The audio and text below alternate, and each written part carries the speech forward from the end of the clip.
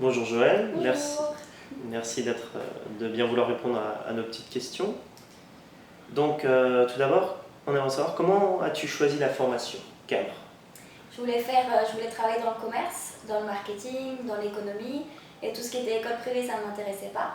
Après, dans les autres formations, ce que je trouvais dommage, c'était l'aspect un peu pauvre avec la langue. Donc quand j'ai trouvé CAD sur la plateforme post-bac, et que c'était la seule formation de la France qui offrait la possibilité d'avoir les doubles diplômes franco-espagnols et de sortir bilingue, je me suis dit que c'était exactement ce qu'il me fallait, car je voulais travailler dans le commerce équitable en Amérique du Sud, donc j'avais besoin d'améliorer mon espagnol. Quand on sait que tous les Espagnols ne valident que 5 à 6 matières en moyenne, ça fait quoi de valider les 10 matières? Je pense qu'il y a certains Espagnols qui ne sont pas forcément toujours à leur maximum. Le problème, c'est que la mentalité, ce sera un peu des fois de travailler au dernier moment. Et pour certaines matières, ça marche, pour certains élèves, ça marche, mais pour d'autres, c'est pas forcément très facile, car la carrière est très difficile. Il faut vraiment travailler tous les jours, assister à tous les cours. Le but, c'est de savoir dans chaque matière où on en est, tout le temps. Il ne faut pas aussi pas se laisser décourager par les premières notes qu'on obtient, car même en travaillant énormément, on va avoir 5 sur 10 maximum. Mais il faut vraiment continuer. Comment s'est passée ton année ici à Séville? Je sais pas, les aspects positifs et négatifs?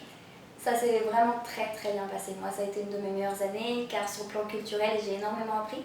C'est-à-dire que j'ai appris une langue, j'ai appris à connaître une culture, un pays. Il y a aussi l'aspect Erasmus qui est très intéressant, car on reste énormément avec des gens de tous les pays. Donc on en apprend sur les autres, on en apprend sur ce qu'on veut faire plus tard, on en apprend aussi sur la personne qu'on est. As-tu rencontré des difficultés pendant cette Oui, année? oui, oui, la langue. Quand je suis arrivée ici, je parlais très très mal espagnol. Je pense que j'étais celle qui avait le pire niveau en espagnol d'ailleurs, parce que dans la formation, il y avait beaucoup de gens qui étaient soit bilingues, soit binationaux, qui avaient tous des facilités avec l'espagnol, mais il m'a fallu à peu près un mois pour comprendre ce qui se passait en cours. Et ce qui m'a permis d'améliorer, c'est que j'ai voulu vivre avec des étrangers tout de suite, parce que je savais que sinon je m'en sortirais pas. Donc ça vous oblige à parler espagnol tous les jours. Et c'est vrai que ça permet énormément d'améliorer en fluidité, en vocabulaire. C'est un effort à faire, mais ça vaut le coup. Si tu devais refaire le choix de ton orientation, garderais-tu le même choix ou... Oui, sans hésiter, vraiment. Et pourquoi? C'est une opportunité en or. C'est vraiment une formation qui est très très intéressante, qui est prestigieuse au niveau des diplômes, au niveau des études, et qui vous permet vraiment d'obtenir le projet professionnel que vous vouliez. Si tu devais donner une note à la formation? Je pense que je donnerais entre 8 et 9 sur 10, parce que l'idée de la formation est vraiment géniale. Après, ce qui peut poser problème des fois, ce serait l'organisation.